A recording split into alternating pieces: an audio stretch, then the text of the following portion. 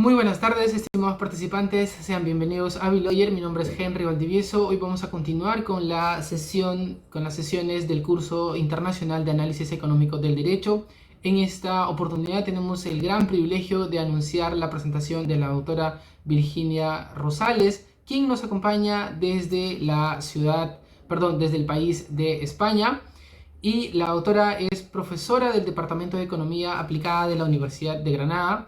También es miembro del Consejo de la Investigación del Instituto de Derecho y Economía de la Universidad Carlos III de Madrid. La autora Rosales obtuvo el título de doctora en Economía e Instituciones por la Universidad Complutense de Madrid con una calificación de sobresaliente cum laude por unanimidad.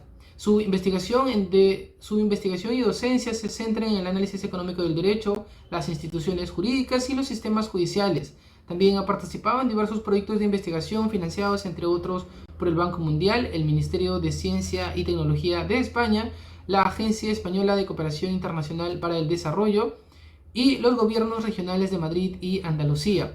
La autora también tiene varias publicaciones en revistas indexadas nacionales e internacionales, donde ha utilizado el enfoque económico para estudiar los efectos del marco legal en el comportamiento individual en el desarrollo económico. Durante el primer semestre del 2018, la doctora Rosales fue investigadora asociada en el Centro para el Desarrollo Internacional de la Facultad de Gobierno de la Universidad de Harvard. También ha sido investigadora visitante en el Instituto del Banco Mundial, el Real Colegio Complutense de la Universidad de Harvard y el Instituto de Derecho y Economía de la Universidad de Hamburgo. En esta oportunidad tenemos la gratísima presencia de la doctora Virginia Rosales, quien nos va a disertar el tema sobre economía y justicia en época de pandemia. A nombre de todo el equipo de Biloyer le queremos extender nuestra gratitud por estar aquí presente en este curso y le cedemos el uso de la palabra. Muchísimas gracias, estimada doctora. Adelante. De acuerdo. Bueno, Henry, muchísimas gracias. Henry, Fabián, con quien he estado en contacto, y todo el equipo de Biloyer por contar conmigo para esta conferencia. Bueno, yo voy a hablar, como está allí en el título y como ha dicho Henry, de economía y justicia en época de pandemia. Lo voy a hacer pensando un poco en que el público a quien va dirigido el curso es un público no experto en análisis económico del derecho. Entonces, con lo cual vamos digamos, a tratar el tema de una manera pues al principio pues muy a nivel de divulgación, muy a nivel intuitivo, tratando de dar ejemplos muy concretos, y si alguien tiene pues mayor interés en profundizar sobre esos temas, se puede poner en contacto conmigo bien a través de mi correo electrónico que aparecerá al final de la presentación, o también de las redes sociales, que también aparecerán mis contactos al final de la presentación. Bien, entonces, sin nada más que agregar, empezamos con la presentación. Me gustaría primero, porque mucha gente se pregunta, bueno, ¿y esto de la economía y la justicia? ¿Qué puede aportar el análisis económico o qué puede aportar la economía a el estudio de los problemas de la justicia o al estudio de la administración de justicia, al sistema judicial?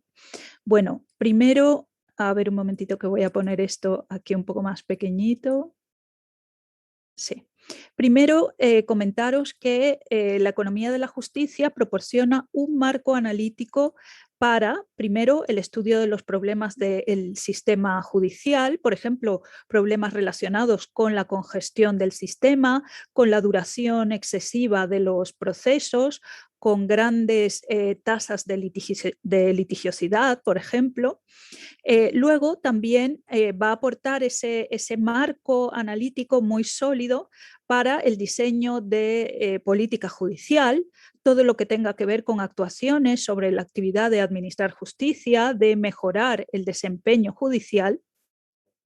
Luego también va a aportar en el sentido de la evaluación de las distintas políticas judiciales, o sea, una vez que se han diseñado esas políticas, luego, si se han puesto en marcha esas políticas, pues luego proporciona una cantidad de herramientas y un marco analítico para poder evaluar si esas políticas han, por ejemplo, logrado los objetivos buscados, han ayudado a solucionar los problemas que pretendían solucionar. También la evaluación de las consecuencias del desempeño judicial. Por ejemplo, los incentivos que hay de ese mal desempeño, por ejemplo, de la justicia, qué incentivos proporciona a las personas en la sociedad, ¿no? Una justicia lenta, una justicia que no funciona bien, pues proporciona unos incentivos para que la gente sea más propensa a, por ejemplo, no cumplir los contratos, a no pagar las deudas, a que haya una mayor criminalidad. Tiene un efecto sobre el crecimiento económico porque ya hay estudios que, digamos, han relacionado un bajo nivel de crecimiento económico si aumenta la criminalidad, si aumenta, digamos, la ineficiencia de la justicia, ¿no? Vamos a hablar de ello a lo largo de esta presentación. Y también el estudio de los efectos del ciclo económico sobre el desempeño judicial. O sea, el marco analítico que proporciona este ámbito del conocimiento llamado economía de la justicia también nos va a ayudar a estudiar los efectos que tiene un mal desempeño judicial en, digamos, el desempeño económico, en la actividad económica. Bien, entonces, bueno, pues todo esto, la justicia puede aportar sobre todas estas cosas, digamos, la economía, perdón, puede aportar sobre todas estas cosas al estudio de los problemas relacionados con la justicia. Bien, entonces, esto era por ponernos un poco en contexto, por si había alguien que todavía no le sonara muy bien qué es esto del análisis económico de la justicia. Y entonces, bueno, vamos a empezar ya porque la idea es aplicar esto al contexto actual de pandemia. Perdón. La pandemia sabemos que ha tenido un impacto muy significativo en la economía de todos o casi todos los países del mundo. Bien, pues no es un secreto esto, y hay países que han sido más castigados por la pandemia, digamos, su economía, que otros. Aquí en este mapa, por ejemplo, tomado de un artículo de la BBC, salen con este mapa fue hecho con datos del Fondo Monetario Internacional. Podemos ver que los países que están enmarcados en el color rojo o rojo más oscuro, un granate, son los países donde el efecto de la pandemia ha sido más fuerte sobre el crecimiento, el efecto negativo, ¿no? Entonces, esos países son los que han sido más castigados. Vemos que prácticamente toda América Latina ha sido muy castigada, Europa también, algunos países de África, Canadá, ¿no? Entonces, tenemos que todos estos países han sufrido un gran decrecimiento económico. Pero, ¿qué tiene que ver esto con la justicia? ¿No? Pues esto lo vamos a ver ahora, entonces, poco a poco en esta presentación. Bueno, lo primero, decir que hay algunos estudios que permiten predecir que un decrecimiento económico está relacionado con una mayor litigiosidad y una mayor congestión de la justicia, ¿no? Entonces, estos ya son estudios empíricos con datos de diferentes países. En particular, por ejemplo, con mi colega Dolores Jiménez trabajamos en un artículo donde estudiábamos precisamente eso, cómo afecta el decrecimiento económico con datos relacionados con la crisis que tuvimos aquí entre el 2009 y el 2013, cómo afectaba eso a la litigiosidad en España, ¿no? Y vimos que con datos y un modelo econométrico vimos que había habido una gran relación entre esas dos variables. El decrecimiento económico hacía que aumente o que en ese momento aumentó la tasa de litigiosidad, ¿no? Sobre todo nosotros nos centramos en los datos de la justicia, de la jurisdicción civil, ¿no? Pero ¿por qué puede ser esto? Bueno, pues porque cuando hay crisis económicas hay una mayor, digamos, probabilidad de que haya incumplimiento de contratos, impago de deudas, despidos, concursos de acreedores, es decir, empresas que se declaran en quiebra o en bancarrota, etcétera, ¿no? Entonces, todo eso, imaginaos, significa una mayor carga hacia los juzgados, una mayor litigiosidad porque hay más gente demandando justicia ante esas situaciones, ¿no? Entonces, lo primero es saber que, dado que ya tenemos registrado, porque hay diversidad de artículos, no son muchos, porque todavía este es un ámbito donde no, digamos, hay artículos suficientes como para poder afirmar esto, pero todavía se podría contribuir más empíricamente, y esto lo digo por si acaso entre las personas que me están escuchando, alguien quiere dedicarse luego a esto, pues todavía aquí tenemos un campo para la contribución desde el punto de vista de investigación y científico, me refiero, ¿no? Entonces, esto es, si bien es cierto, vuelvo a la presentación de atrás, que digamos hay estudios que nos ayudan a afirmar esto, ¿no? Que cuando hay crisis económicas va a aumentar la tasa de litigiosidad, pues por todo lo que os he explicado antes, ¿no? Incumplimiento de contratos, impago de deudas, despidos, quiebras, etcétera, ¿no? Entonces, sabiendo esto, los diseñadores de política judicial, teniendo esta información, tienen que tener en cuenta que cuando en las economías viene un periodo de crecimiento económico, de crisis económica, de crecimiento negativo del PIB, por ejemplo, si lo medimos a través del Producto Interior Bruto, el decrecimiento del Producto Interior Bruto, pues cuando va a haber ese tipo de situaciones de recesión o de crisis económicas, en la justicia los diseñadores de política judicial deberían estar atentos y saber que esto va a generar un aumento de la litigiosidad. Y sabemos que en cuanto hay un aumento de la litigiosidad, también va a haber un aumento de la congestión en la justicia, ¿no? Entonces, a partir de esos estudios ya, por lo menos de cara a la política judicial, se puede predecir que va a haber un aumento de litigiosidad y al haber un aumento de litigiosidad va a haber también un aumento de la congestión del sistema. Además del incremento en la litigiosidad, lo más probable es que habiendo esa contracción de la economía, normalmente, ¿qué pasa? Que los países empiezan a recortar de distintas partidas presupuestarias, y una de las que normalmente sale perjudicada en los recortes suele ser la administración de justicia. Entonces, imaginaos la situación en la que cabe esperar que nos vamos a encontrar. Un aumento de la litigiosidad, lo que va a traer un aumento de la congestión, pero aparte es probable que haya una reducción del gasto público en justicia. Entonces, gasto público en justicia significa menos personal de refuerzo. Si se estaba planificado hacer más juzgados, por ejemplo, para intentar descongestionar el sistema, a lo mejor esos juzgados no se crean. En fin, entonces nos encontramos ante un panorama un poco complicado, ¿no? Entonces, actualmente nosotros datos con respecto a la pandemia en sí no los hay. En el caso de España, y esto para la mayoría de los países es igual porque yo he estado buscando datos y no los hay todavía, datos hay hasta el 2020, por ejemplo, en el caso de España, pero el 2020 es un año muy atípico, porque como estuvimos 3 meses, por ejemplo, en el caso de aquí de España, casi 3 meses en confinamiento estricto, es decir, no podíamos salir, casi todas las actividades se paralizaron, los juzgados estaban cerrados. Entonces, eso hace que los datos de la estadística judicial sean unos datos muy atípicos. Y tendríamos que esperar un poco a los datos del 2021 para ver un poco en realidad qué es lo que está pasando en la realidad, ¿no? Qué es lo que ha pasado con la pandemia.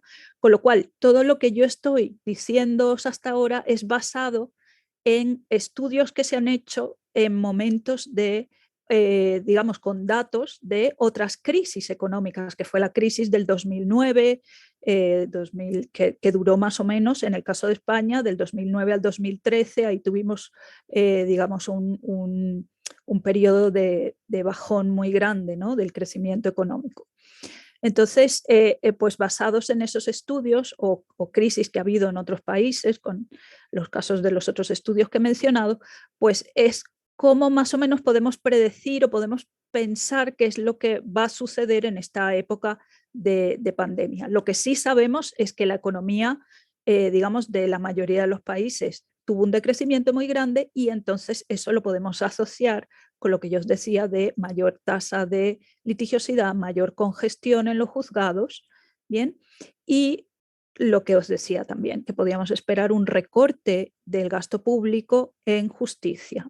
Entonces, panorama complicado, como os decía, porque tenemos mayor congestión judicial, menor gasto público en justicia y lo más probable es que esto nos conduzca a una disminución de la calidad de las resoluciones judiciales. Vamos a ver por qué, cómo es esto y os voy a presentar algunos datos para el caso de España, que vamos a ver a continuación. Antes de entrar con los datos, os comento que vamos a hablar de algunas tasas en economía y en las memorias de los diferentes consejos generales del Poder Judicial de los distintos países o de los ministerios de justicia de los diferentes países. Normalmente los indicadores básicos que se utilizan para medir el desempeño judicial podrían ser estas tasas que tenéis aquí, que tenemos, por ejemplo, la tasa de litigiosidad que se mide como el número de asuntos ingresados por cada 1.000 habitantes, la tasa de resolución, que sería el número de asuntos resueltos dividido por el número de asuntos ingresados en el sistema, la tasa de pendencia, que sería el número de asuntos pendientes al final repartido por los asuntos resueltos, todo esto por juzgado, claro. La tasa de congestión, que sería los pendientes al inicio, más los asuntos registrados partido por los resueltos, y muchas veces la duración de los procedimientos. No hay datos, digamos, de cada caso. De cada caso que ingresa en el sistema debería haber datos. Yo creo que ya con los sistemas informáticos que tenemos se podría hacer, pero no se hace, ¿no? Todavía no se ha implantado eso, o en la mayoría, o sea, hay muchos juzgados en donde no se ha implantado esto, con lo cual hay que utilizar una medida de aproximación para poder conocer más o menos la duración de los procesos, que sería esta medida que tenéis aquí: asuntos pendientes al inicio más asuntos pendientes al finalizar. La suma de eso se divide por los asuntos ingresados más los asuntos resueltos y se multiplica por 365. Es una medida que se utiliza, ya os digo, diferentes, digamos, organismos encargados de elaborar la estadística judicial suelen utilizar esta medida, ¿no?, para aproximar la duración de los procesos, ya que no tenemos datos para hacerlos con datos en realidad de cuánto dura un proceso desde su inicio hasta desde que ingresa en el sistema hasta que los jueces dictan sentencia o dictan un auto o dictan algún tipo de resolución. Bueno, ¿cómo tenemos los datos? Primero, deciros que, como os decía, el año 2020 lo tenemos que tomar así con mucho cuidado, porque es un año muy atípico y en realidad lo suyo será volver a hablar de esto en el 21 para ver un poco, con un año ya un poco menos atípico, porque el 21 también ha sido, pues no es un año normal del todo, pero bueno, ya un poquito mejor, un poquito más parecido a lo normal. Pero bueno, vamos a comparar un poco el año 19 con el año 20, ¿no? El año 20 es el último dato disponible que tenemos para el caso de España. Entonces, fijaos que la tasa de litigiosidad ha disminuye, ¿no? Y entonces, fijaos que esto no es lo que esperábamos, según lo que yo os comentaba al principio de la teoría. Cuando hay una crisis económica, lo que se espera es que aumente la tasa de litigiosidad, ¿no? Pero también está lo que os decía. Estamos en un año muy raro. El 20 es un año de pandemia donde los juzgados estuvieron cerrados 3 meses, luego había unas restricciones de movilidad muy grandes. Entonces, no podemos, digamos, tomar este dato como muy significativo, ¿no? Pero, sin embargo, esto es lo que sucedió: disminuyó la tasa de litigiosidad. El número de asuntos ingresados por magistrado o por juez disminuyó también un 12,13% en esta época de pandemia. ¿Qué pasó con la resolución? La tasa de resolución también disminuyó desde, si comparamos el 19 con el 20, un 2,4%. La tasa de pendencia aumentó y la tasa de congestión aumentó también. Aumentó más la pendencia que la tasa de congestión, pero son dos datos muy importantes, ¿no? Sobre todo el dato de la congestión, porque fijaos que allí estamos calculando, recordar que la congestión se calcula como el número de asuntos ingresados más el número de asuntos pendientes partido por los resueltos. Entonces me está dando una idea de la verdadera carga que hay en los juzgados, porque la carga de trabajo que tienen los juzgados no es solamente los asuntos ingresados cada año, sino los que quedaron pendientes del año anterior, que también son parte de la carga de trabajo del juzgado, ¿no? Entonces, la tasa de congestión me da digamos, una información muy relevante al respecto. Y lo que me está diciendo aquí es que la congestión aumentó del 19 para el 20. Pero fijaos, la congestión aumentó no porque haya aumentado el número de ingresados, porque al revés, el número de ingresados ese año disminuyó, porque hemos visto que teníamos una disminución en la litigiosidad. La congestión aumenta porque disminuye el número de asuntos resueltos, pero el número de asuntos resueltos también disminuye por el confinamiento estricto que tuvimos y porque los juzgados estuvieron cerrados mucho tiempo por las restricciones que hubo debido a la pandemia, ¿no? Luego, las duraciones medias estimadas. Lo que tenemos es que los procedimientos aumentaron mucho. O sea, la evolución aquí, como lo tenéis marcado, en primera instancia aumentaron la duración un 20,5%, en segunda instancia un 13,9% y en el Supremo un 10,11%. Y como os decía, todo esto pues tiene que ver con esa situación especial que tuvimos en el 20 debido a la pandemia y debido al confinamiento y las medidas de restricción.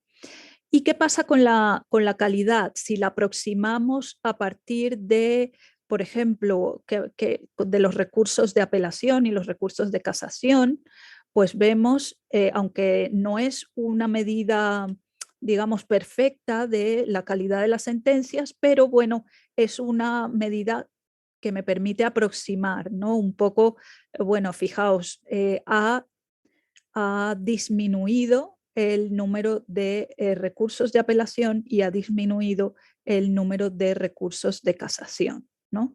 Entonces, bueno, esto nos da una idea también, lo que os decía, es consistente con el hecho de que haya disminuido la litigiosidad, disminuye el número de asuntos ingresados en el sistema y también disminuye el número de apelaciones, porque al fin y al cabo, pues estábamos encerrados en casa y la mayor parte o sea, un tercio, no, menos de un tercio del año, o sea, estuvimos 3 meses encerrados en casa, con lo cual, bueno, pues es normal que también haya disminuido la apelación y la casación, ¿no?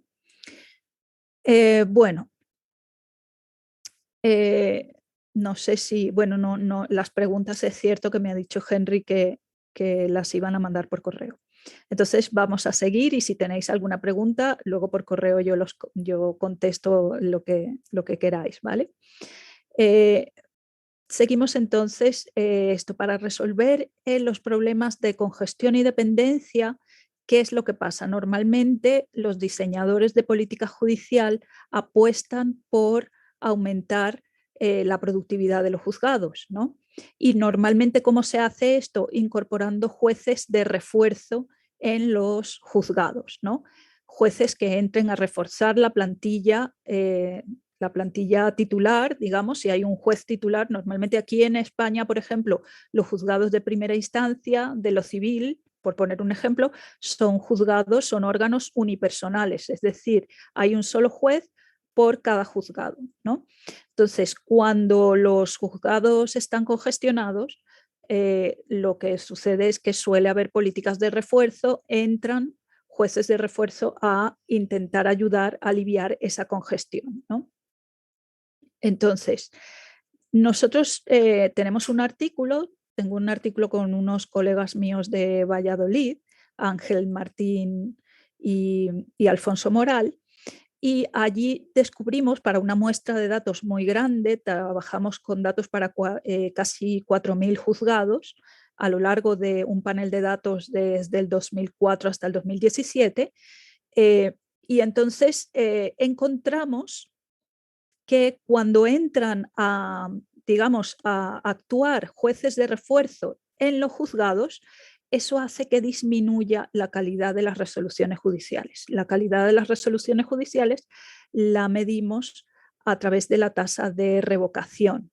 Entonces, cuando entraban a trabajar jueces de refuerzos, aumentaba la tasa de revocación de las sentencias, ¿no? Que es una cuestión que tiene lógica porque vimos que normalmente cuando entra a trabajar un juez de refuerzo, estos jueces o son jueces que acaban de salir de la escuela judicial, o sea, son jueces o bien jueces de carrera sin mucha experiencia, o bien son jueces que no son jueces de carrera, que son contratados por un concurso que se hace, un concurso público, y pues son abogados con varios años de ejercicio o doctores en derecho, profesores de derecho, en fin, este tipo de personas puede concursar a esos concursos de méritos, puede presentarse, y entonces normalmente es personal con, o jueces, son jueces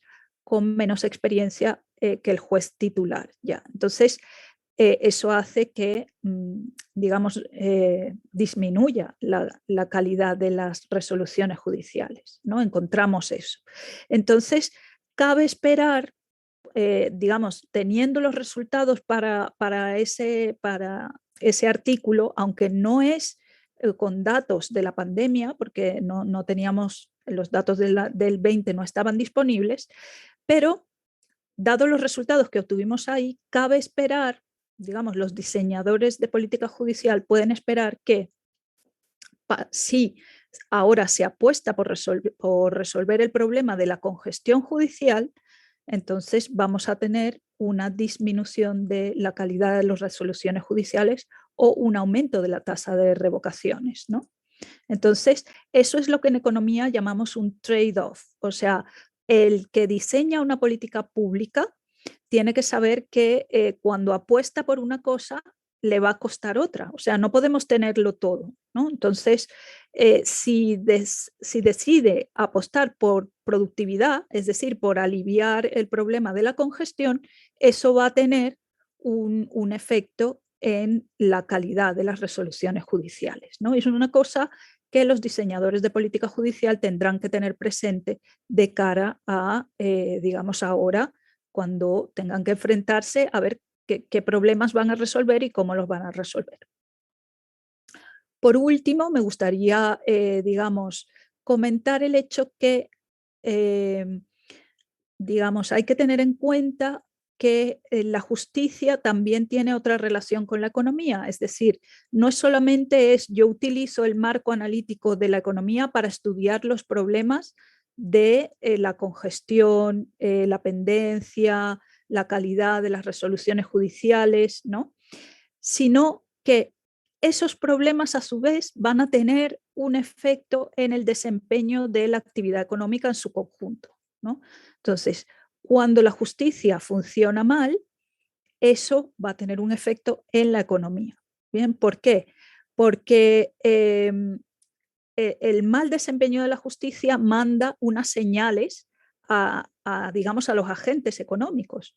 Una justicia lenta, una justicia que no funciona bien, una justicia de baja calidad, lo que va a hacer es incentivar el incumplimiento de contratos, el no respeto por los derechos de propiedad de las personas, va a haber mayores tasas de criminalidad, ¿vale? Porque si todo esto queda impune, dado que la justicia no funciona como debería funcionar, entonces todo eso, vamos a tener esos problemas y entonces eso tiene un efecto en la economía. Eso va a hacer que la economía disminuya, ¿no? Entonces vemos que a lo largo de la presentación lo que vemos es que la justicia y la economía están relacionadas de un modo muy estrecho, ¿no?